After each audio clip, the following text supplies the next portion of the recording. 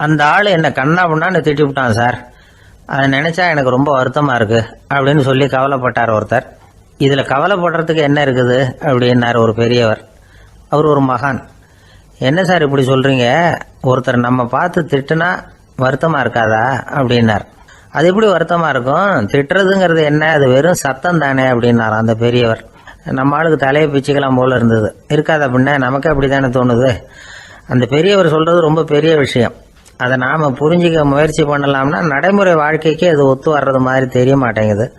இருந்தாலும் அந்த பெரியவர் அதுக்கு என்னதான் விளக்கம் கொடுக்குறாருன்னு பார்ப்போமே. ஒரு ரயில் போயிட்டு இருக்கு, அதுல ஒரு சாது போயிட்டு இருக்கார். அந்த ரயில் அவர் ஹரித்வாரம் போயிட்டு இருக்கார். அவரு ரயில்ல ஏகப்பட்ட கூட்டம். நம்ம ஊர் ரயில் கேட்க வேணும், டிக்கெட் வாங்கிட்டு கொஞ்சம் பேர், வாங்காத கொஞ்சம் பேர். அது என்னத்துக்கு அனாவசியமா டிக்கெட் அப்படிங்கிற நினைப்புல பாதி பேர். இந்த கூட்டத்துக்கு மத்தியில அந்த சாதுவும் போயிட்டு இருக்கிறார். உட்கார்றதுக்காக இருந்த இடத்துல ஒரு ஆள் படுத்திருக்கிறான். கொஞ்சம் முரட்டு ஆசாமி. அவன் காலு பக்கத்துல கொஞ்சோண்டு இடம் பாக்கி இருந்தது. அந்த இடத்துல இந்த சாது உட்காந்துருந்தார். மெதுவா உட்காந்துக்கிட்டார் போய். ஆனா அந்த ஆளு ராத்திரி பூரா இவரை காலால உதச்சிக்கிட்டே இருக்கிறான். அது இவருக்கு ரொம்ப அவமானமா பட்டது. அதனால துக்கம் ஏற்பட்டது. இருந்தாலும் அதை ஒரு மாதிரியா சகிச்சுக்கிட்டே இவர் வந்து சேர்ந்தார். பொழுது விடிஞ்சது. அந்த சாது ஹரித்வார் வந்து சேர்ந்தார். அங்க ஒரு பெரிய ஞானியை சந்திச்சார். ராத்திரி ரயில்ல அந்த ஆளு உதைச்சதையும் அதனால தனக்கு ஏற்பட்ட துக்கத்தையும் இந்த சாது அந்த ஞானி கிட்ட சொன்னார். சொல்லிவிட்டு, ஏன் சுவாமி, எனக்கு துக்கம் ஏற்பட்டதே அது தப்பா அப்படின்னு கேட்டார். தவறுதான் அந்த ஞானி. உனக்கு இன்னமும் தேக அபிமானம் போகலைங்கிறது தான் அது காட்டுது. அஷ்டாவக்கிரர் என்ன சொல்றார் தெரியுமா? உண்மையான ஞானி யாராவது தன்னை வந்தனை செய்தால் அதற்காக சந்தோஷப்பட மாட்டார், யாராவது நிந்தனை செய்தால் அதற்காக வருத்தப்பட மாட்டார் அப்படின்னு சொல்றார். நிந்தனைங்கிறது ஒரு ஒலி தான். தேகாபிமானம் இருக்கிற வரைக்கும் இந்த ஒலி நம்மளை வேதனைப்படுத்தும். நான் தேகம் இல்லை, ஆத்மா அப்படிங்கிற நினைவு இருந்தா இந்த ஒலி நம்மளை பாதிக்காது. மனு என்ன சொல்றார் தெரியுமா? ஒரு சாதகன் பாராட்டுதலை விஷம்னு நினைச்சு பயப்படணும், அவமானத்தை அமிர்தம்னு நினைச்சு சந்தோஷப்படணுங்கிறார். அவமானப்பட்டா கவலைப்படாம எப்படி இருக்க முடியும் அப்படின்னு தான் நமக்கு தோணும். அதனாலதான் நம்மள யாரும் இதுக்கு உதாரணமா யாரையும் காட்ட முடியல. புத்தரையும் கபீரையும் உதாரணமா காட்டுறாங்க. அவங்களுக்கெல்லாம் அவமானம் ஏற்பட்டப்போ கவலையே படலையாம். புத்தரை அவமானப்படுத்தணுங்கிறதுக்காக கௌசாம்பி ராணி ஒரு இளம் பெண்ணை கொலை பண்ணி சடலத்தை புத்தர் குடிசைக்கு முன்னாடி போட சொன்னார். போட்டாங்க. புத்தர் தான் அந்த பொண்ணை கெடுத்து கொலை பண்ணி விட்டாருன்னு எல்லாரும் நினைச்சாங்க. ஆனா புத்தர் இதை பத்தி கவலையே படல. அப்புறமா உண்மை தெரிஞ்சதும் புத்தர் புகழ் இன்னும் அதிகமாயிட்டது. ஒரு பெரிய சபையில ஒரு மோசமான பொண்ணு நுழைஞ்சு தனக்கும் கபீருக்கும் சம்பந்தம் உண்டுன்னு சொன்னா கபீர் கவலைப்படல. அவங்க மாதிரியெல்லாம் நாமளும் இருக்க கத்துக்கணும்.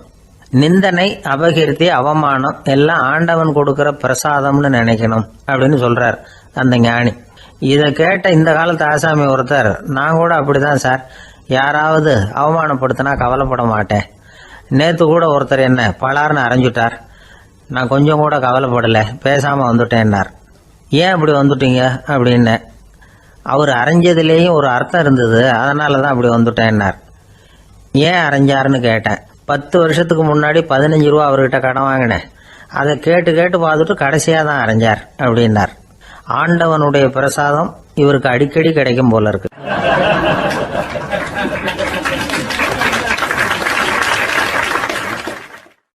இந்த உலகமே ஒரு நாடக மேடை, நாம எல்லாரும் நடிகர்கள். இது ஞானிகள் சொல்றது. இது ஒரு பக்கம் இருக்கட்டும். இந்த உலகத்துக்குள்ள எத்தனையோ நாடக மேடைகள், எத்தனையோ நடிகர்கள், எத்தனையோ நாடகங்கள், இதெல்லாம் எப்படி ஆரம்பமாச்சு அதுதான் இன்னைக்கு தகவல். அதாவது ஆதி மனிதன் பேச ஆரம்பிக்கிறதுக்கு முன்னாடி சைகையாலேயே எல்லாத்தையும் சொல்லிக்கிட்டு இருந்தான். அதனால அப்பவே நடிப்பு ஆரம்பமாயிட்டுது. முதல்ல ஒரு வேட்டையத்தான் அவன் நடிச்சு காட்டியிருப்பான். இவன் எப்படி போனான், எதிரில் மிருகம் எப்படி வந்தது, அதோட எப்படி சண்டை போட்டான், எப்படி அடிச்சு கொண்டுகிட்டு வந்தான், இதை அப்படியே மற்றவங்களுக்கு நடிச்சு காட்டியிருப்பான். ஏன்னா மொழி கிடையாது. இந்த காலத்துல எல்லாம் நாடகங்கள்ல நடிக்கிறவங்கள நடிகர்கள்ங்கிறோம். ஒரு காலத்துல இவங்களுக்கு என்ன பேரு தெரியுமா? திஸ்பியர்கள் அப்படின்னு பேராம். இதுக்கு காரணம் உண்டு.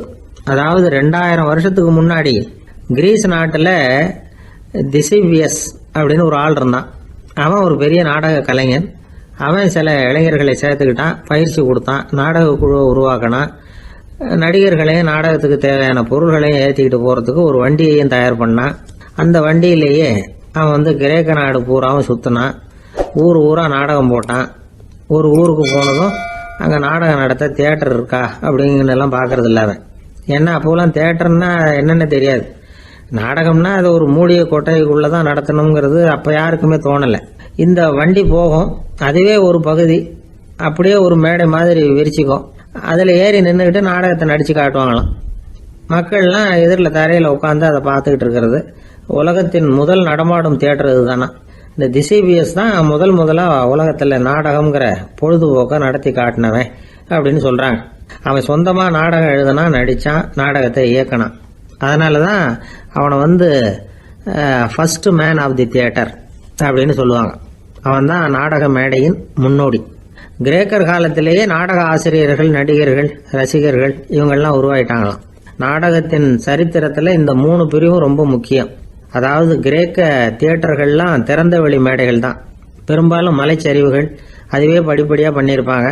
கீழே அரைவட்ட வடிவில் மேடை, அதுக்கு ஆர்கெஸ்ட்ரான்னு பேர்.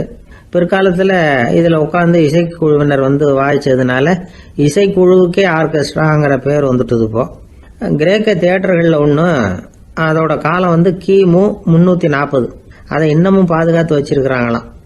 எபிடாரஸ் அப்படிங்கிற இடத்துல அது இருக்குதான். இன்னமும் அந்த தியேட்டரை பயன்படுத்திக்கிட்டு வர்றாங்களாம். சிறந்த கிரேக்க நாடகங்கள்லாம் அங்கே நடிக்கிறாங்களாம். ஆரம்ப காலத்திலேயே கட்டணம் கிடையாது. அப்புறம் பின்னாடி தான் நுழைவு கட்டணம்லாம் அப்படியே வந்துட்டு தான். நடிகர்கள் பளபளப்பான ஆடைகள் உடுத்தியிருப்பாங்களாம். இந்த குதிகால் உயர்ந்த காலணிகள் போட்டிருப்பாங்களாம். இதெல்லாம் பழைய குறிப்புகள். பலவிதமான உருவங்களில் மாஸ்க் அப்படின்னு சொல்லப்படுற முகமூடி. அதனால ஒரே நடிகர் பல வேடங்களில் நடிக்கிறது உண்டான். ஆரம்பத்தில் பெண் நடிகர்கள் கிடையாது, எல்லாம் ஆண் நடிகர்கள் தான். ரோமானியர்கள் தான் முதல் நிரந்தர நாடக மேடையை கட்டினவங்க. அதுதான் முதல் தியேட்டர். கிமு 1048 காலகட்டத்தில் பாம்பிங்கிற நகரத்தில் அதை கட்டியிருக்கிறாங்களாம். கிரேக்க ரோமானிய தியேட்டர்களின் அடிப்படையிலேயே இந்த இத்தாலிய வடிவமைப்பாளர்கள் இந்த குதிரை லாட வடிவில் ஒரு ஆடிட்டோரியத்தை உருவாக்கினாங்களாம். இப்படி அதை பற்றி நிறைய தகவல் இருக்குது. 1576 லண்டனில் இந்த வின்ஸ்பர்ரி, அப்புறம் இந்த பில்ட்ஸில், அப்புறம் ஜேம்ஸ் இப்படிங்கிறவர் முயற்சியால் தான் இங்கிலாந்தில் முதல் தியேட்டர் உருவாச்சான். அப்படி ஒருத்தர் இருந்தாராம். உலக நாடக மேடையின் வரலாறு இதுதான். அதாவது இப்பெல்லாம் அறிவியல் வளர்ச்சி அதிகமாயிட்டுது. திரைப்படம், தொலைக்காட்சி எல்லாம் வந்தாச்சு. ஒவ்வொரு வீடுமே ஒரு குட்டி தியேட்டர் மாதிரி ஆயிட்டுது. தொலைக்காட்சி முன்னாடி உட்காந்து எழுந்திருக்கவே மனசு வர்றதில்லை. ஒரு அம்மா ஒரு மனோதத்துவ டாக்டரை தேடிட்டு வந்தாங்களாம் இந்த காலத்தில். டாக்டர், எங்கள் வீட்டுக்காரர் எப்போ பார்த்தாலும் டிவி முன்னாடி உட்காந்துக்கிட்டு அதையே வெறிச்சு பார்த்துக்கிட்டு இருக்கிறார், உத்து பார்த்துக்கிட்டு இருக்கார், எனக்கு சந்தேகமாக இருக்குன்னாங்களாம். இது மனக்கோளாறு இல்லைங்க, ஆர்வக்கோளாறு, அவ்வளவுதான், இதுக்காக பயப்படாதீங்கன்னாரான் டாக்டர். அப்படி இல்லை டாக்டர், டிவி ஓடும் பொழுது நாம எல்லாம் அதை பார்க்குறோம் சரி, ஆனால் அவர் அப்படி இல்லை, டிவியை நிறுத்தினதுக்கு அப்புறமும் அதையே உத்து பார்த்துட்டு உட்காந்துருக்கிறார், அதனால தான் சந்தேகப்பட்டு உங்ககிட்ட வந்தேன் அப்படின்னாங்களாம்.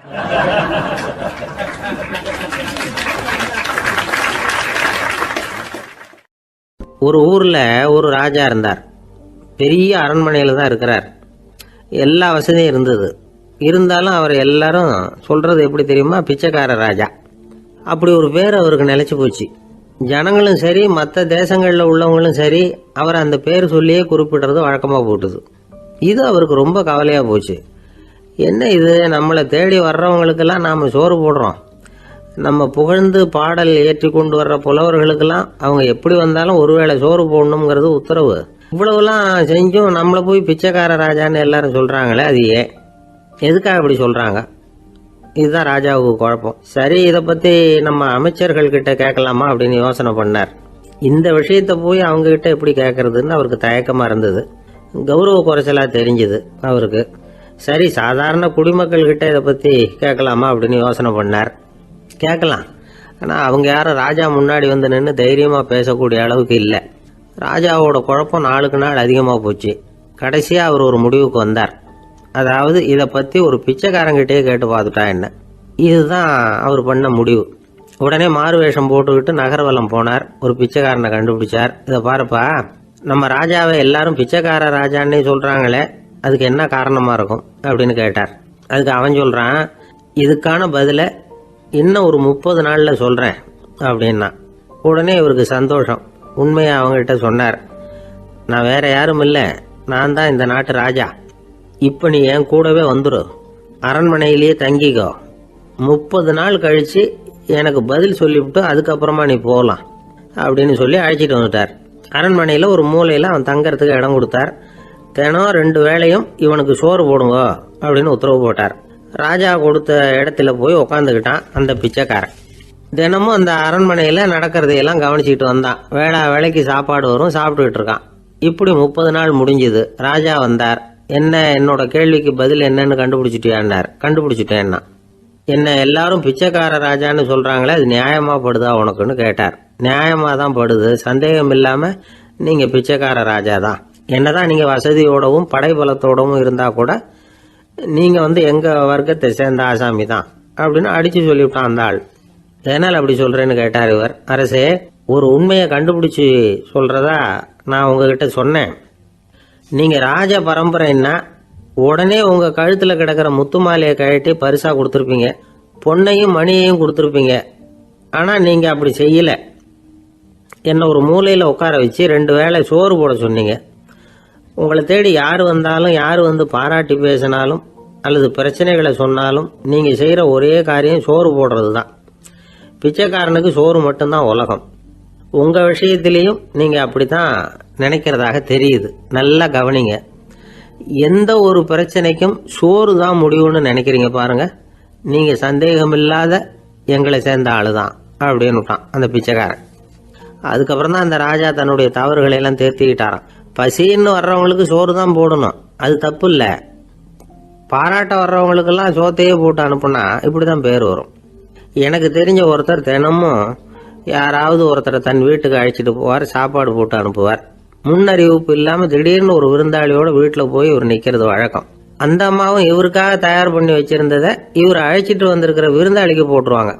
விருந்தாளி சாப்பிட்டுட்டு போனதுக்கு அப்புறம் இவர் மனைவி கிட்ட உனக்கு சிரமம் வேணாம் அப்படின்னு சொல்லிவிட்டு பக்கத்தில் உள்ள ஒரு ஹோட்டலுக்கு போய் காசு கொடுத்து சாப்பிட்டுட்டு வந்துருவார். பல நாள் இப்படி நடக்கும். ஒரு நாள் அவரை தனியா கூப்பிட்டுக்கிட்டு போய் ஏன் இப்படி பண்றீங்கன்னு கேட்டோம். அதுக்கு அவர் சொல்றாரு, எங்க வீட்டு சாப்பாட்டுல இருந்து தப்பிக்கிறதுக்கு எனக்கு வேற வழி எதுவும் தெரியல சார், அதனாலதான் இப்படி பண்ணிட்டு இருக்கிறேன் அப்படின்னார் ரொம்ப பரிதாபமா.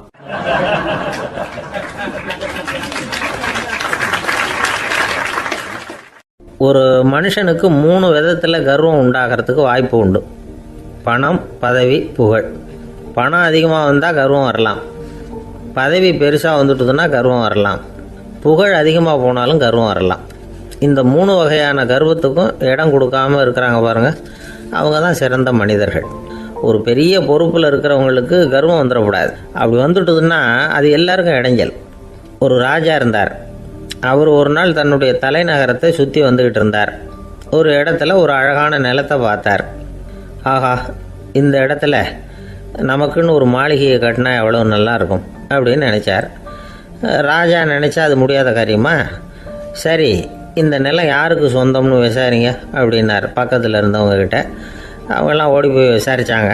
அந்த இடம் ஒரு வயசான கிழவிக்கு சொந்தம், வயசான அம்மாவுக்கு சொந்தமாக. அந்த அம்மா தான் அதில் ஒரு குடிசையை போட்டு குடியிருந்துக்கிட்டு இருக்கிறாங்க. சரி, அந்த நிலத்துக்கு ஒரு விலையை நிர்ணயம் பண்ணி அதை அந்த வயசான அம்மா கிட்ட கொடுத்துருங்க அப்படின்னு உத்தரவு போட்டார் ராஜா. ஆனால் அந்த அம்மா, இது எங்கள் பூர்வீக இடம், இதை விற்க மாட்டேன் அப்படின்னு சொல்லிவிட்டுது. சரி, 2 பங்கு விலை கொடுக்குறோம்னு சொல்லி பாருங்க அப்படின்னாங்க.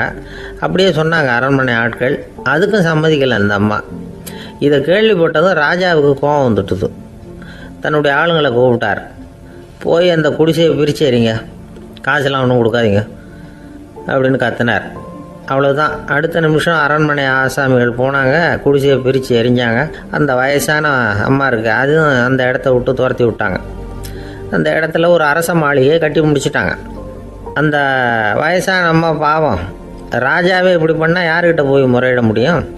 ஒரு ஞானி இருந்தார், அவர்கிட்ட போய் சொன்னாங்க.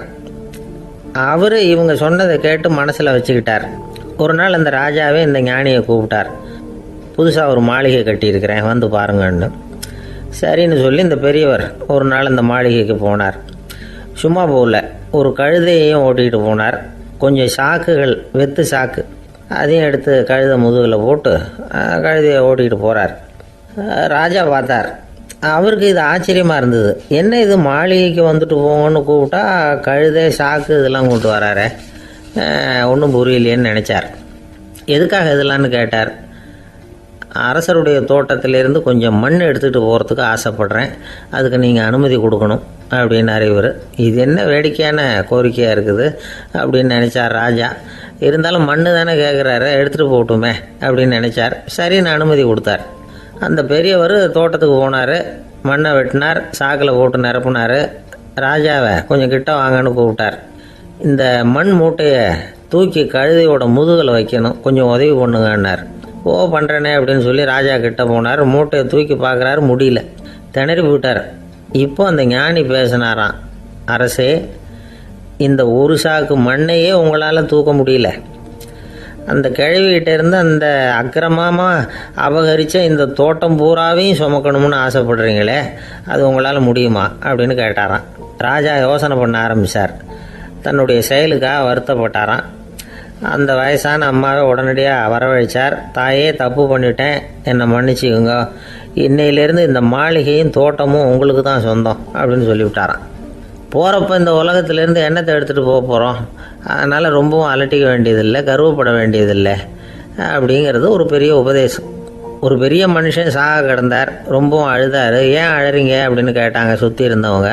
நான் சாகிறதுக்காக கவலைப்படலை, நான் நம்ம ஜனங்களுக்காக எவ்வளவோ காரியம்லாம் செஞ்சுக்கிட்டு வந்தேன். நான் செஞ்சுக்கிட்டு வந்த சேவையை இனிமேல் யார் செய்ய போகிறாங்க, அது யாரால் முடியும், அதை நினச்சி தான் அழறேன் அப்படின்னாராம். ஒருத்தர் முன்னாடி வந்தார். அதுக்காக நீங்கள் கவலைப்படாதீங்க, உங்கள் சேவையை தொடர்ந்து செய்கிறதுக்கு என்ன மாதிரி இளைஞர் பட்டாலும் தயாராக இருக்குது, இருந்தாலும் எங்கள் கவலை என்னென்னா அப்படின்னு இழுத்தார். என்ன சொல்லுங்கன்னு கேட்டார் அவர். நீங்கள் இது வரைக்கும் என்ன சேவை செஞ்சுக்கிட்டு வந்தீங்க, அதுதான் எங்களுக்கு இன்னமும் புரியாத புதிராக இருக்குது அப்படின்னாராம் அவர்.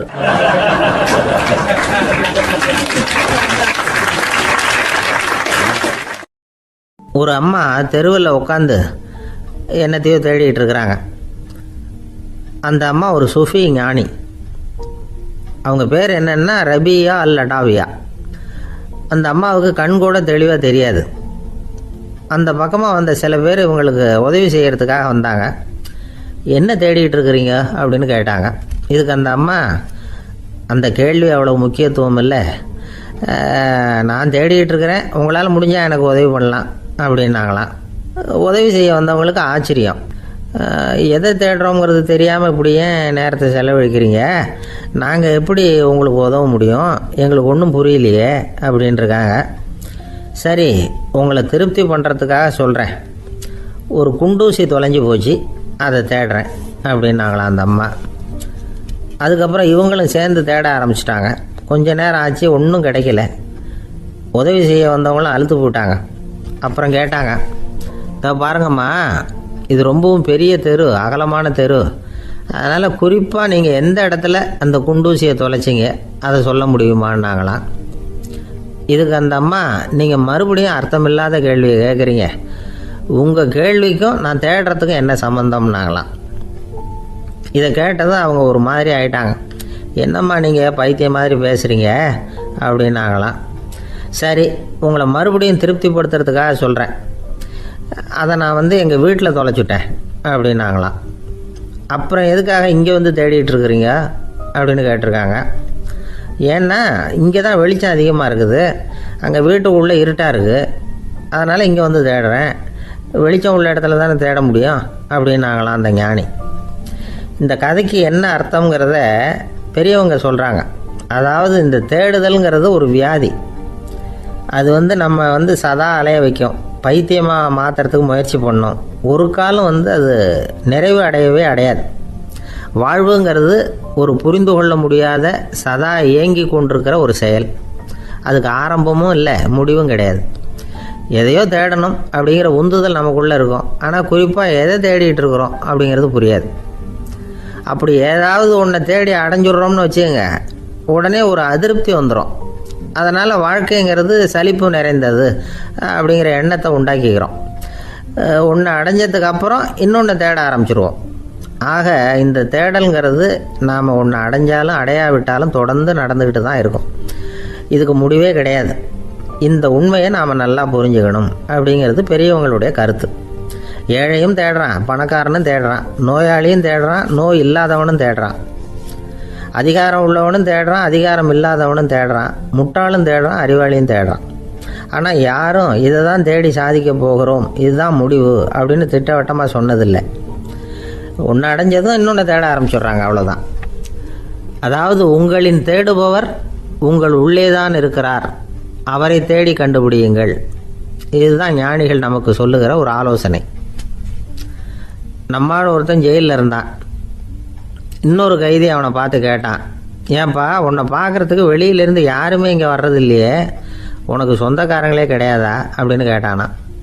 ஏன் இல்லை, எனக்கு சொந்தக்காரங்க நிறைய பேர் உண்டு, அவங்க என்னை பார்க்க வராததுக்கு காரணம் வேற அப்படின்ட்டுருக்கான் இவன். என்ன காரணம்னு கேட்டான் அவன். அதுக்கு இவன் சொன்னானா, அதுக்கு என்ன காரணம்னா அவங்க எல்லாரும் இங்கே உள்ளேயே இருக்கிறாங்க அப்படின்னானா.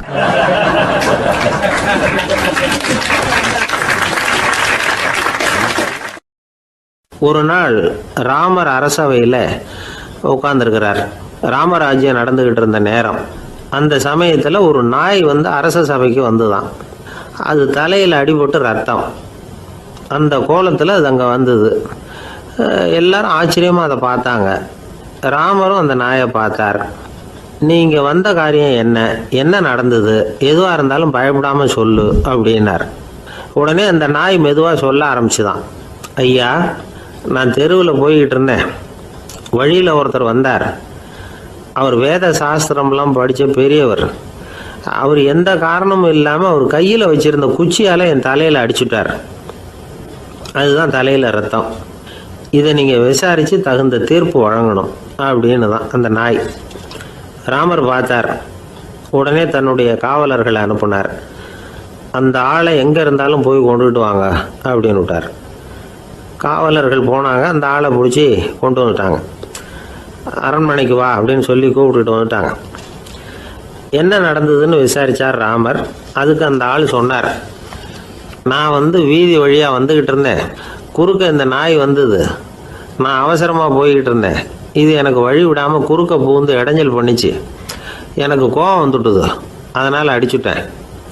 வேத சாஸ்திரம் படித்த நான் என் வசம் இழந்து கோபப்பட்டது பெரிய தப்பு தான். அதை நான் ஒத்துக்கிறேன். குற்றத்தை ஒப்புக்கொள்கிறேன். எனக்கு என்ன தண்டனை கொடுக்கணுமோ அதை கொடுங்க, ஏற்றுக்கிறேன் அப்படின்னு விட்டார். சரி, இப்போ அந்த ஆளுக்கு தண்டனை கொடுக்கணும். என்ன தண்டனை கொடுக்கறது யோசனை பண்ணார் ராமர். அதையும் அந்த நாய்கிட்டே கேட்டார். நீயே சொல்லு, என்ன தண்டனை கொடுக்கலாம் இவருக்கு அப்படின்னார். இதுக்கு அந்த நாய் என்ன சொல்லிச்சு தெரியுமா? இவரை ஏதாவது ஒரு கோயிலுக்கு தர்மகர்த்தாவாக நியமனம் பண்ணி விடுங்க, அதுதான் இவருக்கு சரியான தண்டனை அப்படின்னுது. இதை கேட்டதும் ராமர் முகத்தில் புன்னகை. ஆனால் அங்கே இருந்த மற்றவங்களுக்கெல்லாம் ஆச்சரியம். அது எப்படி, தப்பு செஞ்சவங்களுக்கு தண்டனை கொடுக்கறது தானே நியாயம், அதை விட்டுவிட்டு தர்மகர்த்தா பதவியை கொடுக்க சொல்லுது இந்த நாய் அப்படிங்கிற ஆச்சரியம். இந்த சந்தேகத்தை அந்த நாய்கிட்டே கேட்டாங்க அங்கே இருந்தவங்க.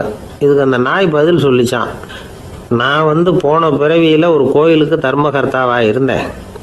எவ்வளவோ கவனமாக எச்சரிக்கையாக தான் என்னுடைய கடமைகளை எல்லாம் செஞ்சுக்கிட்டு வந்தேன். அப்படி இருந்தாலும் சில சமயங்களில் என்னையும் மீறி கோயில் செல்வத்தை நான் அனுபவிக்கிறதுக்கு காரணமாயிட்டேன். ஒரு கோவிலுக்கு தர்மகர்த்தாவாக இருக்கிறவங்க எப்படியும் இந்த பாவத்திலேருந்து தப்பிக்கிறது கஷ்டம். அதனால தான் நான் இந்த பிறவியில் நாயாக பிறந்து இப்படி கஷ்டப்படுறேன். இதே நிலைமை இந்த ஆளுக்கும் ஏற்படணும் அப்படிங்கிறதுக்காக தான் அவரையும் ஒரு கோயிலுக்கு தர்மகர்த்தாவை நியமிக்கும்படி கேட்டுக்கிட்டேன் அப்படின்னு தான் இந்த நாய். இதிலேருந்து என்ன தெரியுது?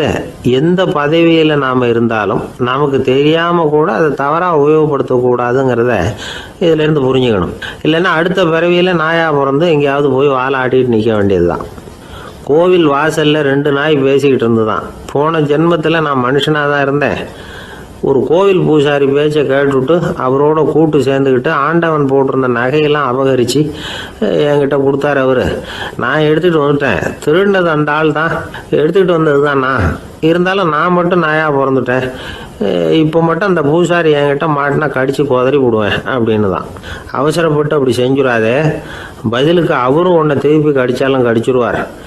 ஏன்னா அவரும் இப்போ ஒரு நாயாக தான் பிறந்திருக்கிறார் அப்படின்னு தான் இன்னொன்று. அது எப்படி உனக்கு தெரியும்னு தான் இது. நான் தானே அது அப்படின்னு தான் அந்த நாய்.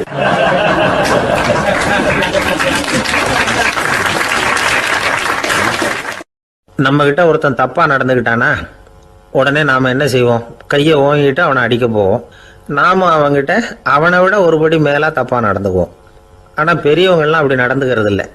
இன்னா செய்தாரை ஒருத்தல் அவர் நாண நன்னயம் செய்து விடல் அப்படின்னு வள்ளுவர் சொல்லியிருக்கார் இல்லையா? அதுக்கு தகுந்த மாதிரி நடந்துக்குவாங்க. பாயசித் விஸ்தாமிங்கிறவர் ஒரு பெரிய ஞானி. அவர் ஒரு நாள் ராத்திரி ரொம்ப நேரம் மசூதியில் இருந்துட்டு வீட்டுக்கு திரும்பி வந்துகிட்டு இருக்கிறார். வழியில் ஒரு குடிகாரன், அவன் கையில் ஒரு இசைக்கருவி, அதை கண்ணா பின்னான்னு மீட்டிக்கிட்டு வாய்க்கு வந்தபடி என்னத்தையோ பாட்டுன்னு நினச்சிக்கிட்டு பாடிக்கிட்டு அவன் பாட்டுக்கு கிடக்கிறான் வழியில். அதோடு இருந்தாலும் பரவாயில்ல, அந்த பக்கமாக வழியில் போகிறவங்க வர்றவங்களையெல்லாம் பார்த்து கண்ணா பின்னான்னு திட்டிக்கிட்டு இருக்கிறான், ரொம்ப வளர்க்குறான். பாயசீத் பிஸ்தாமிங்கிற அந்த பெரியவர் அந்த வழியாக போகிறார். அவனை பார்க்குறார். அவனுடைய நிலைமையை பார்த்துட்டு பரிதாபப்படுறார். ஏன்பா இது மாதிரிலாம் நடந்துக்கிற, இப்படி நடக்கலாமா அப்படின்னு ஏதோ கொஞ்சம் புத்திமதி சொல்கிறதுக்கு ஆரம்பித்தார். அவனுக்கு கோபம் வந்துட்டுது. கையில் வச்சிருந்த வாத்திய கருவி அதால் ஓங்கி அந்த பெரியவர் தலையில் ஒரு அடி கொடுத்தான். ரத்த காயம் ஏற்பட்டு போச்சு. அவன் கையில் இருந்த இசைக்கருவியும் அடித்த வேகத்தில் ரெண்டாக உடஞ்சி போச்சு. அவ்வளோ வேகமாக அடிச்சிருக்கான். இவ்வளவு தூரத்துக்கு நடந்து போச்சுல்ல. அந்த மாபெரும் ஞானி வாயை திறந்து ஒரு வார்த்தை கூட பேசலை. பேசாமல் தலையை பிடிச்சிக்கிட்டு அவர் பாட்டுக்கு போயிட்டார். மறுநாள் அந்த பெரியவர் என்ன பண்ணார் தெரியுமா? கொஞ்சம் இனிப்பு பண்டங்கள், கொஞ்சம் பணம், இது ரெண்டையும் ஒரு ஆள் மூலமாக அனுப்பி வச்சார் அந்த குடிகாரனுக்கு. அவனுக்கு ஒன்றும் புரியல. என்ன விவரம்னு விசாரித்தான். வந்த ஆள் ஒரு கடுதாசியை நீட்டினான். அதில் விவரம் இருந்தது. ஞானி எழுதியிருக்கிறார், இதை பாருப்பா, உங்களுடைய இசைக்கருவி உடையறதுக்கு என்னுடைய தலை காரணமாக ஆயிட்டுது. அதுக்காக நான் ரொம்ப வருத்தப்படுறேன். அதுக்காக தான் பணம் அனுப்பி வச்சுருக்கேன். வேறு புதுசாக ஒரு இசைக்கருவி வாங்கிக்கோ. அப்புறம் இன்னொரு விஷயம், நேற்றுக்கு ராத்திரி என்கிட்ட ஏகப்பட்ட கசப்பான வார்த்தைகளை பேசினேன். இதோடு அனுப்பியிருக்கிற இனிப்பு பண்டங்களை சாப்பிட்டு உன்னுடைய நாவில் உள்ள கசப்பை மாற்றிக்கோ அப்படின்னு அதில் எழுதப்பட்டிருந்தது. இந்த சமயத்தில் அவன் குடி மயக்கத்தில் இல்லை, தெளிஞ்சு போயிருந்த நேரம் அது. அதனால் அதை படித்த உடனே அவனுக்கு ரொம்ப வெக்கமாக போச்சு. தலை குனிஞ்சான், யோசனை பண்ணான். கொஞ்ச நேரத்தில் தன்னுடைய நண்பர்கள் சில பேரையும் கூப்பிட்டுக்கிட்டு நேராக அந்த ஞானி இருக்கிற இடத்துக்கு ஓடினான். அவர் காலில் விழுந்தான். அவர்கிட்ட மன்னிப்பு கேட்டுக்கிட்டான். பெரியவங்களே தெரியாமல் நான் இந்த பாவ செயலை பண்ணிவிட்டேன், என்னை மன்னிச்சுங்க. உங்களுடைய பொறுமையும் போதனையும் என்னுடைய கண்ணை திறந்துட்டுது. இனிமேல் நானும் என்னுடைய நண்பர்களும் நல்ல வழியில் திருந்தி வாழ போகிறோம் அப்படின்னா. ஞானி செய்த நன்னயம் குடிகாரனை எப்படி திருத்திருக்கு பார்த்தீங்களா? இந்த கதையை கேட்டுவிட்டு ஒருத்தர் சொன்னார், என் வாழ்க்கையில் கூட அப்படி ஒரு சம்பவம் நடந்தது சார். நானும் ஒரு நாள் ராத்திரி ஓவராக குடிச்சிட்டு ஒரு கிட்டாரை வாசிச்சுக்கிட்டு கண்ணாபின்னான்னு உளறிக்கிட்டு திட்டிக்கிட்டு இருந்தேன். அந்த சமயம் அந்த வழியாக ஒருத்தர் வந்தார். ஓங்கி தலையில் ஒரே ஒரு அடி, ரத்தம் வந்துட்டுது. அதுக்கப்புறம் என் மனசு தெரிந்துவிட்டுது சார் அப்படின்னார். அப்படியா என்ன ஆச்சரியமா? ஆமாம் சார், அடி விழுந்தது அவர் தலையில் இல்லை, என் தலையில். வந்தவர் என்ன அப்படி அடிச்சுட்டார். மயக்கம் தெளிஞ்சதுக்கு அப்புறம் தான் எனக்கு விவரம் புரிஞ்சுது. அவர் ஒரு போலீஸ்காரர் அப்படின்னார் ரொம்ப சோகமா.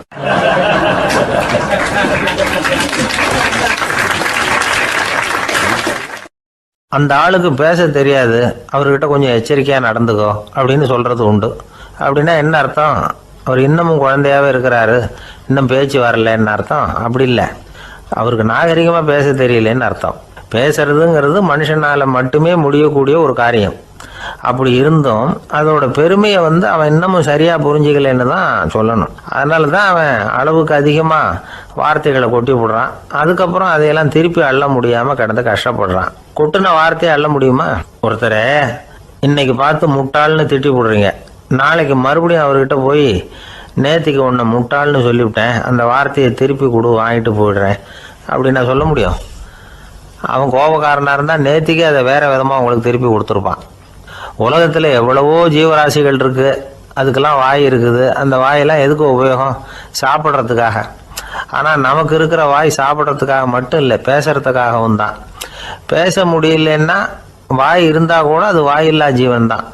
ஒரு பையனை பார்த்து அது வாய் உள்ள புல்லாக பொழைச்சிக்கும் அப்படின்னா மற்ற பையன்களுக்கெல்லாம் முகத்தில் வாயே இல்லைன்னு அர்த்தம்? அப்படி இல்லை, அந்த பையன் கொஞ்சம் கெட்டிக்காரத்தனமாக பேசுவான்னு அர்த்தம். அதனால் எப்படி பேசணும் அப்படிங்கிறத நாம் முக்கியமாக தெரிஞ்சுக்கணும். இதுக்கு 8 விதமான குறிப்புகளை நம்ம பெரியவங்க சொல்லியிருக்கிறாங்க. பேச்சுக்கு 8 அங்கங்கள் உண்டு அப்படின்னு அவங்க சொல்கிறாங்க. அதெல்லாம் என்னென்ன அப்படின்னா, உண்மை, நன்மை, அன்பு, நிதானம், இனிமை, ஆழம், சமயமறிதல், சபையறிதல். இந்த 8 தன்மையும் பேச்சில் இருக்கணுமா. இதையே கொஞ்சம் விவரமாக சில பேர் போர்டில் எழுதி வச்சுருப்பாங்க. அதாவது எழுத்துலையாவது அதெல்லாம் இருக்கட்டுமே அப்படின்னு நினச்சி நீங்கள் கூட சில இடங்களில் இதை பார்த்துருக்கலாம்.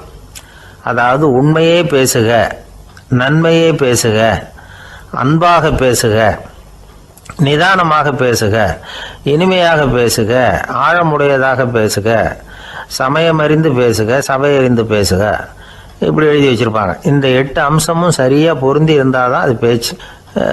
மற்றதெல்லாம் பேச்சாகிடாது. பேச்சு ஒரு சிறந்த கலை. எல்லாத்தையும் விட பேசாமல் இருந்தும் பழகணும், அது ரொம்ப முக்கியம்.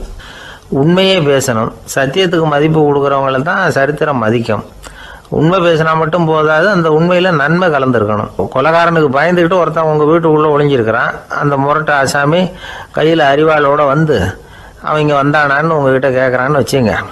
உண்மைதான் உயர்வு தரும் அப்படின்னு நினச்சிக்கிட்டு, ஆமாம் உள்ளே தான் இருக்கிறான், அடுப்பங்கரையில் குதிருக்கு பின்னாடி உட்காந்துருக்கிறான், போய் பிடிச்சிட்டு போங்க அப்படின்னு நான் சொல்லுவீங்க. அது நன்மை இல்லாத உண்மை. அதனால் பிரயோஜனம் கிடையாது. அதே மாதிரி உங்கள் பேச்சில் அன்பு இருக்கணும், நிதானம் இருக்கணும், இனிமை இருக்கணும், சிந்தித்து பேசணும், சமயம் அறிந்து பேசுகிறதும் முக்கியம். அதை பற்றி நமக்கு வேறு யாரும் சொல்லிக் கொடுக்க வேண்டியதில்லை. எந்த நேரத்தில் யாருக்கிட்ட எப்படி பேசினா காரியம் நடக்கும் அப்படிங்கிறது நமக்கு நல்லா தெரியும். அது கைவந்த கலை. அவையறிந்து பேசுகிற திறமை பேச்சாளர்களுக்கு ரொம்ப அவசியம். அது இல்லைன்னா நிலைமை பரிதாபமாயிடும். ஒரு பேச்சாளர் ரொம்ப மும்முரமாக பேசிக்கிட்டே இருந்தாராம். ரொம்ப நேரம் நிறுத்தவே இல்லை, பேசிக்கிட்டே இருக்கிறார். சபையில் இருந்தவங்கலாம் ஒவ்வொருத்தராக எழுந்திரிச்சு போய்கிட்டே இருக்கிறாங்க. கடைசியில் 2 பேர் தான் அக்கறையாக பேசுகிறவரை கவனிச்சிட்டு உட்காந்துருந்தாங்களாம். மேடையில் பேசிக்கிட்டு இருந்தவர் அவங்கள பார்த்து சொன்னாராம், எனக்கு கூட்டம் முக்கியம் இல்லை, எவ்வளவு பேர் என் பேச்சை கேட்குறாங்க அப்படிங்கிறது முக்கியம் இல்லை. நீங்கள் 2 பேராவது ஊக்கமாக என்னை கவனிச்சிக்கிட்டு உட்காந்துருக்குறீங்க, அது போதும். உங்களுக்காகவே நான் பேசிக்கிட்டு இருக்கிறேன் அப்படின்னார். இதை கேட்டதும் உட்காந்துருந்த 2 பேரில் ஒருத்தர் எழுந்திருச்சு, அப்படி இல்லைங்க, நாங்கள் 2 பேரும் நீங்கள் பேசி முடித்த உடனே தொடர்ந்து பேச வேண்டிய ஆளுங்க, அதுக்காக தான் காத்துக்கிட்டு இருக்கிறோம், சீக்கிரம் முடிங்க அப்படின்னாங்களாம்.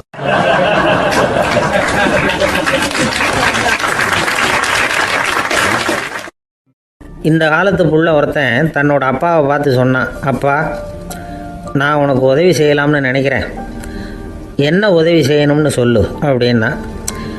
நீ சும்மா இருந்தால் அதுவே எனக்கு செய்கிற பெரிய உதவிடா அப்படின்னார் அப்பா. சும்மா இருக்கிறதும் ஒரு உதவி தான், அது மாதிரி மௌனமும் ஒரு சமூக சேவை தான் அப்படிங்கிறார் காஞ்சி பெரியவர். நமக்கு 5 புலன்கள் இருக்குது, மெய், வாய், கண், மூக்கு, செவி. இந்த 5லேயும் அதிகப்படியான வேலை எதுக்குன்னு நினைக்கிறீங்க? வாய்க்கு தான். ஏன்னா அதுக்கு 2 வேலை. இப்போ கண்ணுக்கு பார்க்குறது மட்டும்தான் வேலை, காதுக்கு கேட்குறது மட்டும்தான் வேலை, மூக்குக்கு வாசனை அறியறது தான் வேலை, உடம்புக்கு உணர்றது மட்டும்தான் வேலை. ஆனால் வாய் அப்படி இல்லை, அதுக்கு 2 வேலை. சாப்பிட்றதும் அதுதான், பேசுகிறதும் அதுதான். அதாவது வாய் ஒன்று தான் கர்மேந்திரியமாகவும் இருக்குது, ஞானேந்திரியமாகவும் இருக்குது அப்படின்னு சொல்லுவாங்க. சாப்பாட்டில் உட்காந்தா எந்தெந்த ஆகாரம் என்னென்ன ருசின்னு அறிவிக்கிற வேலையும் செய்யுது. சபையில் உட்காந்தா பாடுறது, பேசுறது, சிரிக்கிறது, இது மாதிரியான வேலையும் செய்யுது. இன்னொரு வித்தியாசம், கண்ணு, காது, மூக்கெல்லாம் ஸ்ட்ரெயின் பண்ணிக்கிட்டு வேலை செய்கிறதில்ல. ஒரு ரோஜா பூ பார்த்தா உடனே மூக்கு அப்படியும் இப்படியும் அசைய ஆரம்பிக்கிறதில்ல. ஒரு சங்கீதத்தை கேட்ட உடனே காது ஆட ஆரம்பிக்காது. ஆனால் வாய் அப்படி இல்லை, அது பேசினாலும் சரி சாப்பிட்டாலும் சரி அசைஞ்சு தான் ஆகணும். ஆக மற்றதை விட வாய்க்கு வேலை ஜாஸ்தின்னு தெரியுது. சாப்பிட்றது, பேசுறது அப்படின்னு 2 காரியம் அதுக்கு. இப்படி 2 காரியம் இருக்கிறதுனால அது 2ஐயும் பாதியாக குறைச்சிக்கணுங்கிறது கடவுள் அபிப்பிராயமாக இருக்கணும் அப்படிங்கிறார் காஞ்சி பெரியவர். ஆனால் இப்போ நாம் அப்படியா நடந்துக்கிறோம்? அதுக்கு நேர்மாறாக நடந்துக்கிறோம். நாம் சாப்பிட்றதும் அதிகம், பேசுகிறதும் அதிகம், 2 வேலையையும் தேவைக்கு அதிகமாகவே செய்கிறோம். வாய் தான் ரொம்ப ஓவர் ஒர்க்குடு. அதுக்கு ஓய்வு கொடுத்தா உடம்பும் நல்லாயிருக்கும், உலகமும் நல்லாயிருக்கும். மௌன விரதம் இருக்கிறதெல்லாம் எதுக்காக நினைக்கிறீங்க? இதுக்காக தான். இந்த காலத்தில் மௌனமாக இருக்கிறவங்கெல்லாம் மகத்தான தொண்டு செய்கிறாங்க அப்படின்னு தான் சொல்லணும். சத்தம் அதிகமாக போய் தான் சவுண்டு பொல்யூஷன் வருது. அது மட்டும் இல்லை, மௌனமாக இருந்தால் சண்டை சச்சரவே வராது. மௌனம் கலக நாஸ்தி. ஆக இதுவும் ஒரு சமூக சேவை தான். நமக்கு தான் வாய் இருக்குதுங்கிறதுக்காக வசமாக சாப்பிட்றதும் தப்பு, வளவளன்னு பேசுகிறதும் தப்பு. ஒரு கருத்தை சொல்கிறதுக்கு ஒரே ஒரு சொல்லு போதும் அப்படின்னு இருக்கும்பொழுது 2 சொற்களை செலவு பண்ணாதே. எவ்வளவு சொன்னாலும் அதனால் ஒரு பயனும் விளையாது அப்படின்னு தெரிய வருமேயானால் அந்த ஒரு சொல்லையும் விரயம் பண்ணாதே அப்படிங்கிறார் ஒரு அறிஞர். எல்லா குணங்கள்லேயும் மௌனம்தான் சிறந்தது அப்படிங்கிறார் ஒருத்தர். மௌனமாக இருக்கிறது மூலமாக மற்றவர்கள் குறைகளை நம்மளால் தெரிஞ்சிக்க முடியும். அதே சமயத்தில் நம்மக்கிட்ட இருக்கிற குறைகளை மற்றவங்களுக்கு தெரியாமல் மறைச்சிக்கவும் முடியுங்கிறார் அவர். உண்மைதானே? ஒரு பெரிய மேடை பேச்சாளர், பொது வாழ்க்கையில் 25 வருஷ காலமாக ஈடுபட்டிருக்கிறவர். அவர் மனைவி ஒரு நாள் சொன்னாங்க, எங்கள் வீட்டுக்காரர் 25 வருஷ காலமாக பொது வாழ்வில் ஈடுபட்டிருந்தா கூட இந்த மாதம் 10ஆம் தேதியிலேருந்து தான் மக்களுக்கு சேவை செய்ய ஆரம்பிச்சிருக்கார் அப்படின்னு நாங்கள் ரொம்ப பெருமையாக. 10ஆம் தேதிக்கு அப்படி என்ன விசேஷம் அப்படின்னு கேட்டோம். அன்னையிலேருந்து தான் அவர் மேடையில் பேசுகிறத நிறுத்தினார் அப்படின்னாங்க அந்த அம்மா.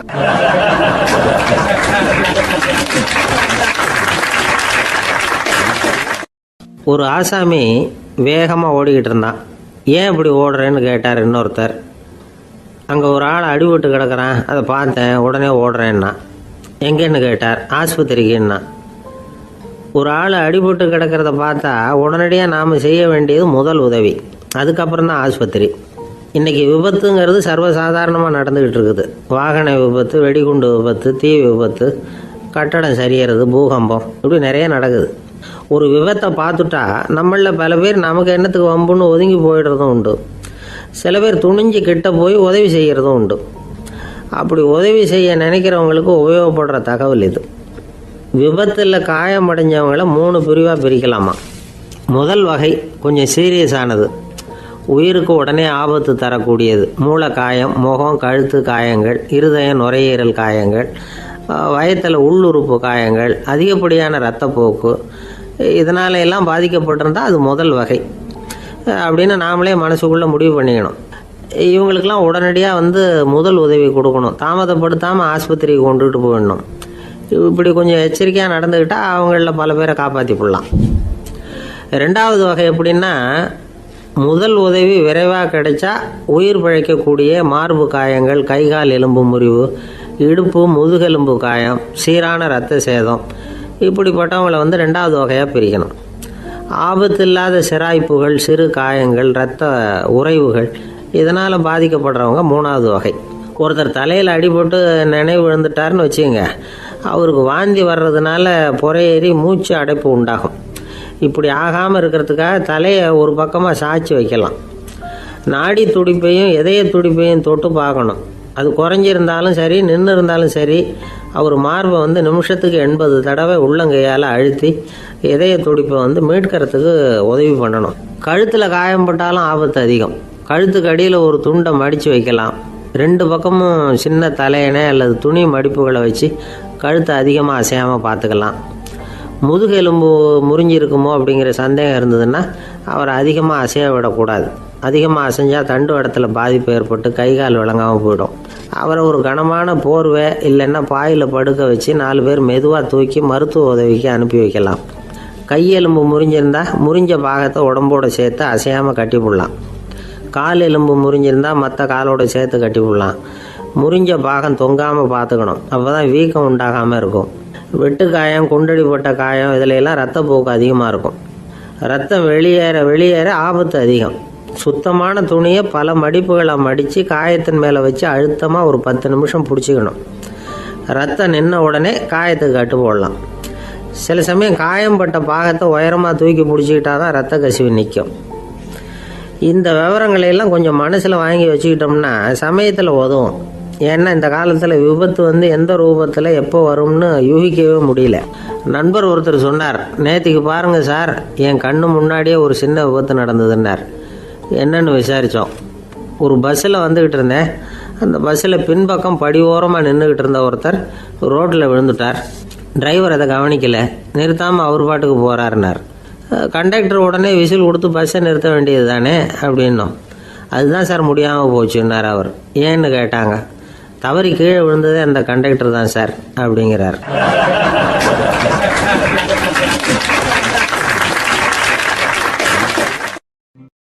ஒரு நண்பர் அவசரமாக என்கிட்ட ஓடி வந்தார். அப்புறம் சொன்னார், என்னால் நம்பவே முடியல சார், என் பையனா இப்படி அப்படின்னு சொல்லி ஆச்சரியப்பட்டார்.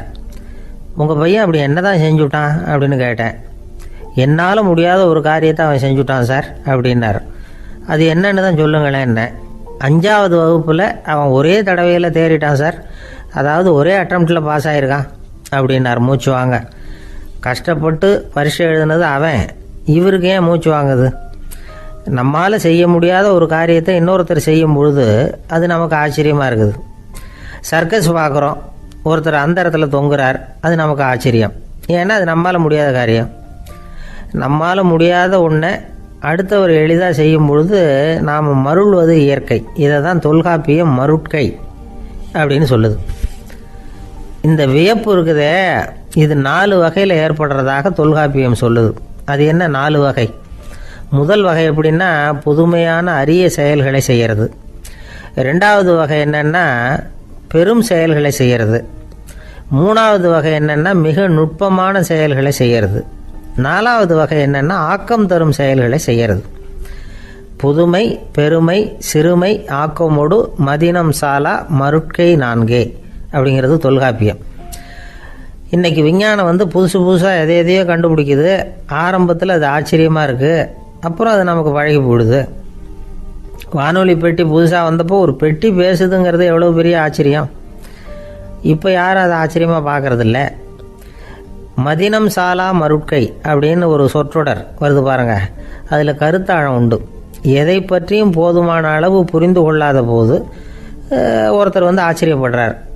புரிந்து கொண்ட பிறகு ஆச்சரியம் மறைஞ்சு போடுது. மிக நுட்பமான செயல்களும் நம்ம ஆச்சரியப்பட வைக்கும். ஒரு அரிசியில் ஒரு திருக்குறள் எழுதி காட்டுறாங்க, ஒரு முட்டை ஓட்டுக்குள்ளே ஓவியம் தீட்டி காட்டுறாங்க. கருங்கல் சிற்பங்களில் எவ்வளவு நுட்பமான வேலைப்பாடுகளை எல்லாம் பார்த்து ஆச்சரியப்படுறோம்.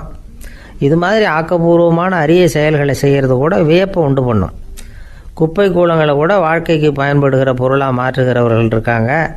அவர்களுடைய செயல் வியப்பு அளிக்குது.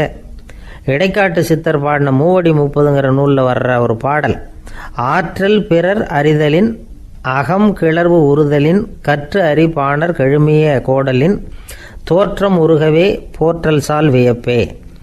ஒருத்தருடைய ஆற்றல் தெரியாமல் இருந்தது, அவருடைய அரிய செயலை பார்க்கும் பொழுது வியப்பாக இருந்தது, மனசுக்குள்ள கிளர்ச்சி. பாவலர்கள் இவர்களுடைய புகழை பாடி மற்றவர்களும் தெரிந்து கொள்ளுமாறு செய்கிறார்கள் அப்படிங்கிறது தான் ஒரு யதார்த்தமான உண்மை. ஆக எல்லா வகையிலும் மக்கள் தங்களுடைய வாழ்க்கையில் முன்னேறுவதற்கான வழிகாட்டுகிற ஒரு மெய்ப்பாடு தான் வியப்புங்கிறது. இந்த காலத்தில் நம்ம எப்படியெல்லாம் ஆச்சரியப்பட வைக்கிறாங்க. ஒரு ஆளை பிடிச்சி ஜெயிலில் கொண்டு வந்தாங்க. ஜெயில் அதிகாரி அவனை ரொம்ப ஆச்சரியமாக பார்த்தாரான். இவன் கேட்டான், ஏன் சார் அப்படி பார்க்குறீங்க, நான் இப்போ இங்கே வர்றது உங்களுக்கு ஆச்சரியமாக இருக்குதா அப்படின்னு கேட்டிருக்கான். இதுக்கு ஜெயில் அதிகாரி சொல்லியிருக்கார், நீ இப்போ இங்கே வந்ததில் எனக்கு ஒன்றும் ஆச்சரியம் இல்லைப்பா, ஏற்கனவே நீ இங்கேருந்து விடுதலையாகி போய் 6 மாதம் ஆச்சு, இவ்வளவு லேட்டாக வர்றியே அதுதான் எனக்கு ஆச்சரியமாக இருக்குது அப்படின்னாராம்.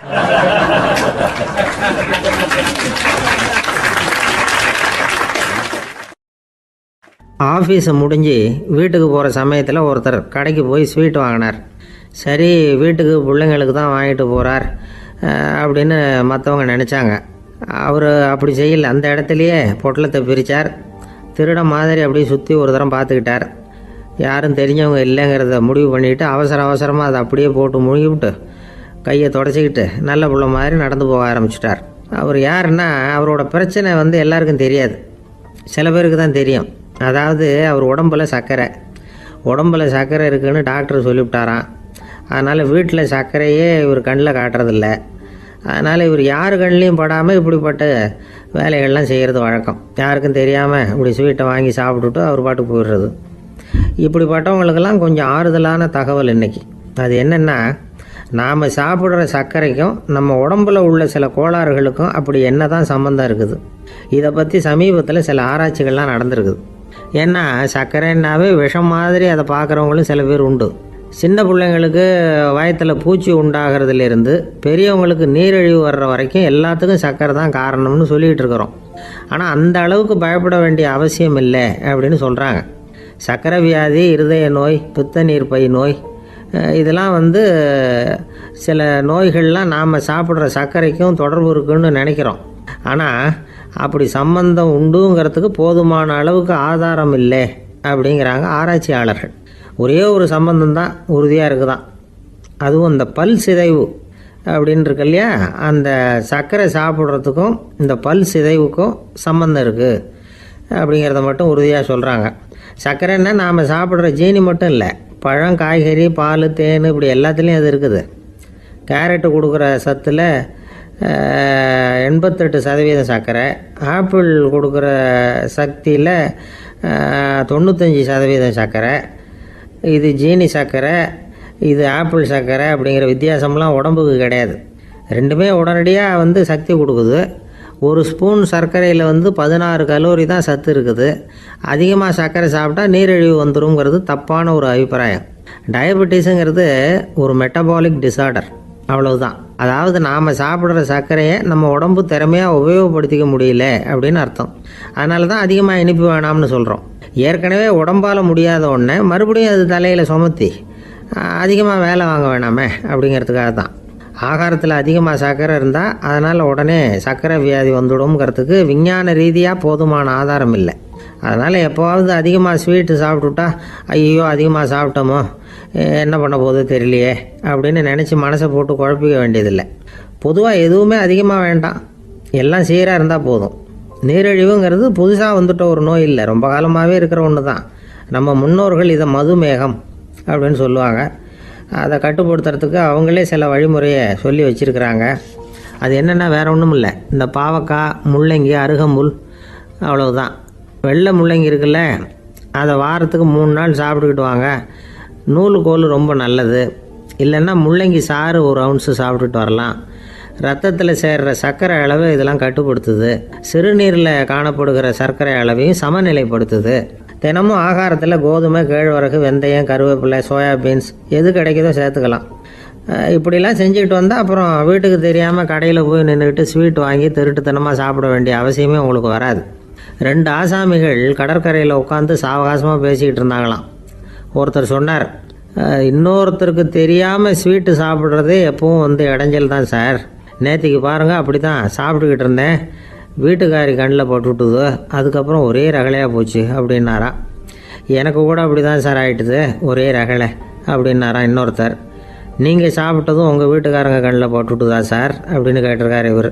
அதுக்கு அவர் சொன்னாராம், அப்படி இல்லை சார், கடைக்காரர் கண்ணில் போட்டுவிட்டுதோ, நான் அவருக்கு தெரியாமல் அந்த ஸ்வீட்டை அவர் கடையிலேருந்து எடுத்திருந்தேன் அப்படின்னு விளக்கம் கொடுத்தாராம் இந்த ஆள்.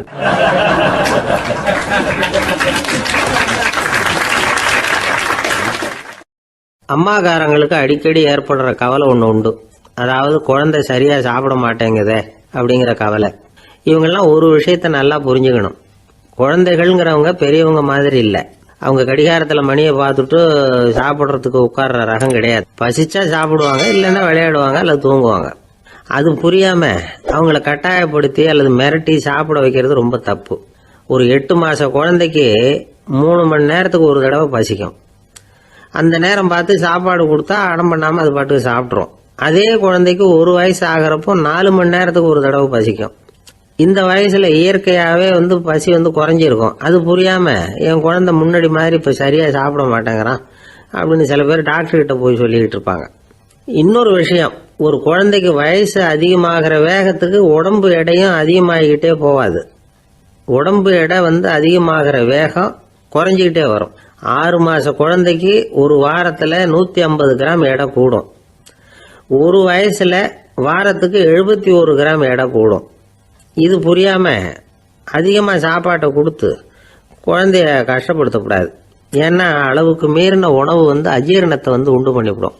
குழந்தைக்கு ஒரு தட்டில் கொஞ்சமாக ஆகாரத்தை வச்சு கொண்டுகிட்டு போய் கொடுக்கணும். மலை மாதிரி குவிச்சு வச்சா அதை பார்த்ததுமே பசி அடங்கி போயிடும். அடித்து மிரட்டி பயமுறுத்தி குழந்தைய சாப்பிட வைக்கிற பழக்கம் இருக்குது பாருங்கள், அதுக்கு ஃபுட் ஃபோர்ஸிங் அப்படின்னு பேர். இப்படி பண்ணினா குழந்தைக்கு சாப்பாட்டில் விருப்பம் குறைஞ்சிரும், அதை கண்டாவே வெறுக்க ஆரம்பிச்சிடும். அது மாதிரி உளம் சார்ந்த பசி குறைவு, சைக்கோஜெனிக் அனோரெக்சியா, அது ஏற்படுமா. சாப்பாடுங்கிறதே ஒரு தண்டனை மாதிரி தோணும். குழந்தைகளுக்கு பிடிச்ச மாதிரியான ஆகாரத்தை கொடுக்கணும். சத்து அதிகம் இருக்குங்கிறதுக்காக அதுக்கு பிடிக்காத ஆகாரத்தை கொடுத்து கட்டாயப்படுத்தக்கூடாது.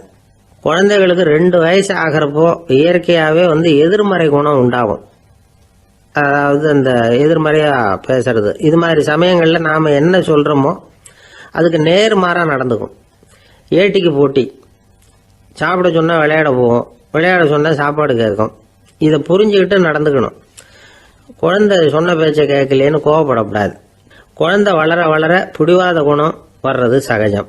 கேட்டதை வாங்கி கொடுத்தாதான் சாப்பிடுவேன் அப்படின்னு பிடிவாதம் பண்ணும். வாங்கி கொடுத்து விடுறது தான் உத்தமம். நீங்களும் அதுகிட்ட பிடிவாதம் பண்ணிட்டு இருக்கக்கூடாது. ஏன்னா கேட்டது கிடைக்கலையேங்கிற ஏமாற்றம் கூட குழந்தையோட பசியை குறைச்சிரும். கேட்டது கிடைச்சிட்டா பசி அதிகமாகும். கொடுத்ததை மளமளன்னு சாப்பிட்றோம். குழந்தைகளுக்கு கண்ட கண்ட நேரத்தில் சாப்பிட்றதுக்கு எதையாவது வாங்கி கொடுத்துக்கிட்டு இருந்தா சாப்பாட்டு நேரத்தில் சாப்பிடாம அடம் பண்ண ஆரம்பிச்சிடும். பள்ளிக்கூடம் போகிற பிள்ளைங்க காலை உணவை சரியாக சாப்பிட மாட்டாங்க. அச்சம், அவசரம், பரபரப்பு இதெல்லாம் தான் காரணம். பள்ளிக்கு புறப்படுறதுக்கு ஒரு 3/4 மணி நேரத்துக்கு முன்னாடியே சாப்பாடு போட்டுருங்க, அது சரியாக போடும். படிக்கிற குழந்தைகள் உடல் சோர்வு, மனச்சோர்வு இது காரணமாக கூட சாப்பிட மறுக்கிறது உண்டு. இப்போ உதாரணமாக சாயந்தரம் விளையாடி விட்டு வீட்டுக்கு வந்ததும் சாப்பிட சொன்னால் வேணாம்பாங்க. இது உடல் சோர்வு. ரொம்ப நேரம் வீட்டு பாடங்களை செஞ்சு முடித்த கையோடு சாப்பிட சொன்னாலும் அவங்களால சரியாக சாப்பிட முடியாது. இது உளச்சோர்வு, அதாவது மனச்சோர்வு. இதை தவிர குழந்தைகளுக்கு உடல் நலக்குறைவு ஏற்பட்டால் கூட சாப்பிட மறுக்கிறது உண்டு. சில மருந்து மாத்திரைகள் கூட பசியை குறைச்சிரும். அதனால் சரியாக தெரிஞ்சுக்கிட்டு குழந்தைகளை சாப்பிட வைக்கணும். அது புரியாமல் கையில் சாப்பாட்டு தட்டை வச்சுக்கிட்டு குழந்தைகளை விரட்டிக்கிட்டு அலையக்கூடாது. ஒரு சின்ன பையன் சொன்னான், எங்கள் அம்மா சாப்பாடு போடுறது தெரிஞ்சா நான் உடனே வீட்டை விட்டு வெளியில் ஓடி போடுவேன் அப்படின்னா. ஏன் அப்படி பண்ணுறேன்னு கேட்டோம்.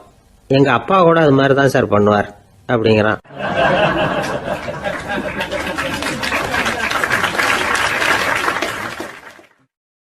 ஒரு அரசனும் அமைச்சரும் ஒரு நாள் ரொம்ப சாவகாசமாக பேசிக்கிட்டு இருந்தாங்களாம். அரசன் அமைச்சரை பார்த்து ஒரு கேள்வி கேட்டிருக்கார். ஏங்க அமைச்சரே, ஆசை இல்லாத ஒரு மனுஷனால இருக்க முடியுமா அப்படின்னு. ஏன் முடியாது, துறவி அப்படிங்கிறவங்கெல்லாம் அப்படிப்பட்டவங்க தானே அப்படின்னாராம் அமைச்சர். அவங்கெல்லாம் உண்மையிலேயே ஆசையை விட்டவங்க தானா அப்படின்னு கேட்டாரா ராஜா. அப்படிதான் இருக்கணும் அப்படின்னாராம் அமைச்சர். அப்படின்னா ஆசையே இல்லாத ஒரு உண்மையான துறவியை நான் பார்க்கணுமேன்னார். அது என்ன பிரமாதம், அதுக்கு நான் ஏற்பாடு பண்ணுறேன் அப்படின்னுட்டார் இவர். சொல்லிவிட்டு உடனே புறப்பட்டு போனார். அங்கே தேடினார். அப்புறம் தான் அவருக்கு புரிஞ்சுது உண்மை துறவியை கண்டுபிடிக்கிறது எவ்வளவு கஷ்டமான காரியம்னு. இருந்தாலும் ராஜா கிட்ட சொல்லியாச்சே உண்மை துறவியை காட்டுறேன்னு. இப்போ என்ன பண்ணுறது? ராஜா கிட்ட சொன்னபடி நடக்கலைன்னா அவருக்கு கோபம் வந்துடும். அமைச்சர் ஒரு யோசனை பண்ணார். அவருக்கு ஒரு வழி தெரிஞ்சுது. அதுதான் சரின்னு முடிவு பண்ணார். அதாவது அந்த ஊரில் அவருக்கு தெரிஞ்ச நாடக நடிகர் ஒருத்தர் இருக்கிறார், நல்லா நடிப்பார். அவரை போய் பார்த்தார். இதை பாருப்பா, எனக்காக நீ ஒரு காரியம் செய்யணும்னார். என்னன்னு கேட்டார் அவர். நீ ஒரு துறவி மாதிரி கொஞ்ச நேரத்துக்கு நடிக்கணும். ராஜா உன்னை பார்த்துட்டு போகிற வரைக்கும் நடி, அது போதும். அதுக்காக உனக்கு 10,000 ரூபா தரேன் அப்படின்னார். அவர் எந்த காலத்தில் இவ்வளவு பணத்தை மொத்தமாக பார்த்துருக்கார். அதனால் உடனே சரின்னு ஒத்துக்கிட்டார். அமைச்சர் அரண்மனைக்கு திரும்பி வந்தார். என்ன அமைச்சரே, இன்னுமா ஒரு உண்மையான துறவி கிடைக்கலன்னார். உண்மையான துறவி ஒருத்தரை இப்போ தான் கொஞ்ச நேரத்துக்கு முன்னாடி பார்த்து பேசிவிட்டு வர்றேன். அவர் நம்ம ஊருக்கு வெளியில் குளத்தங்கரையில் உள்ள ஒரு ஆலமரத்துக்கு அடியில் உட்காந்துருக்கிறார் அப்படின்னார் இவர். அப்படின்னா உடனே புறப்படுங்க அப்படின்னார் ராஜா. பரிவாரங்களோடு புறப்பட்டார். அங்கே அந்த மரத்தடியில் அந்த ஆள் வேஷம் போட்டுக்கிட்டு துறவி மாதிரி உட்காந்துருக்கிறான். ராஜா நேராக போனார். அந்த துறவி காலில் பொத்துன்னு விழுந்து வணங்கினார். உடனே ராணியும் அவர் காலில் விழுந்தாங்க. அடுத்தபடியாக அமைச்சர் விழுந்தார். அவருக்கு தெரியும் இது நம்ம ஆள் தான்னு. இருந்தாலும் என்ன பண்ணுறது, நேரம். அப்புறம் பரிவாரங்கள்லாம் துறவி காலில் விழுந்து ஆசீர்வாதம் வாங்கிட்டாங்க. ராஜா அப்புறமா தங்கத்தட்டில் பொன்னையும் பொருளையும் வச்சு அந்த துறவிகிட்ட ரொம்ப பணிவாக நீட்டுறார். தாங்கள் தயவு பண்ணி இதை ஏற்றுக்கணும் அப்படின்னு வேண்டிக்கிட்டார். அந்த துறவி பற்று இல்லாமல் அதை பார்த்தார். எல்லாத்தையும் திறந்துட்ட எனக்கு இதெல்லாம் எதுக்காக அப்படின்னு சொல்லி அதை மறுத்துட்டாராம். ஆஹா, உண்மையான துறவியை பார்த்துட்டோம் அப்படிங்கிற ஆனந்தம் அரசருக்கு. ரொம்ப நிம்மதியாக திருப்தியாக திரும்பி வந்தார் அரண்மனைக்கு. அதுக்கப்புறம் அமைச்சர் யாருக்கும் தெரியாமல் அந்த துறவிகிட்ட ஓடினார். சொன்ன பிரகாரம் பணத்தை நீட்டினார். இந்தப்பா, நான் உங்ககிட்ட சொன்னபடி 10,000 ரூபா பணம் எடுத்துக்கோ அப்படின்னார். அந்த ஆள் ராஜா கிட்ட சொன்னது மாதிரியே எல்லாத்தையும் திறந்துட்ட எனக்கு இதெல்லாம் எதுக்காக வேணாம் அப்படின்னு விட்டாராம். நடித்த வரைக்கும் போதும்ப்பா, இனிமேல் இந்த நாடக வசனம்லாம் வேணாம், வேஷத்தை கலைச்சிரு, பணத்தை வாங்கிக்கொண்டார். இல்லைங்க, இது வேஷம் இல்லை, இது வசனமும் இல்லை, இது உண்மை. கொஞ்ச நேரம் துறவி மாதிரி நடித்ததுக்கே இந்த தேசத்து ராஜா, ராணி, அமைச்சர், பரிவாரங்கள் எல்லாம் என் காலில் விழுந்து வணங்குறாங்க. அப்படின்னா உண்மையான துறவியா இருக்கிறது எவ்வளவு பெருமையான விஷயம். நான் உண்மையான துறவியா ஆக போறேன், அப்படி முடிவும் பண்ணிட்டேன் அப்படின்னார் அந்த நடிகர். வேஷம் கூட எப்படிப்பட்ட விளைவுகளை உண்டு பண்ணுது பார்த்தீங்களா. நம்மால் ஒருத்தன் ரொம்ப வசதியாக தான் இருந்தான். ஒரு நாள் அவன் சொத்து பூரா திருட்டு போட்டுது. அதுக்கப்புறம் இவன் துறவி மாதிரி ஆயிட்டான். ஊர் ஊரா சுத்தினான். ஒரு குருநாதரை தேடி கண்டுபிடிச்சான். அவர்கிட்ட சீடனா சேர்ந்துக்கிட்டான். அவனை பார்த்து ஒருத்தர் கேட்டார், நீ உண்மையான சீடன் தானான்னு. இல்லைங்க, சீடன் மாதிரி நடிச்சுக்கிட்டு இருக்கிறேன் அப்படின்னா. அது குரு துரோகம் இல்லையா அப்படின்னு கேட்டார் அவர். இல்லைங்க, நான் பண்ணது குரு துரோகம் இல்லை, என் குரு பண்ணது தான் துரோகம். என்னுடைய பணத்தை கொள்ளையடிச்சது இவர் தான். அதை எங்க வச்சிருக்காருன்னு கண்டுபிடிக்கிறதுக்காக தான் இவர்கிட்ட வந்து சீடனா சேர்ந்துருக்கிறேன் அப்படின்னானா.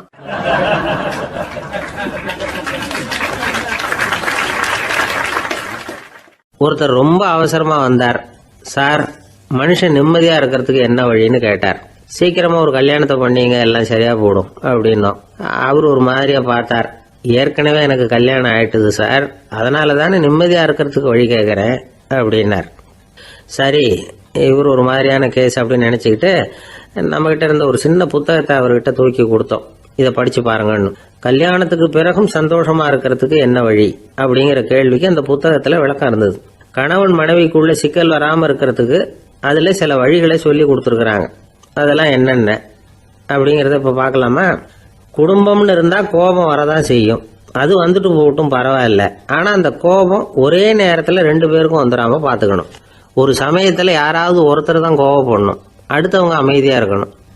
அதுக்கப்புறம் இவர் அமைதியான உடனே அவங்க ஆரம்பிச்சுக்கலாம்.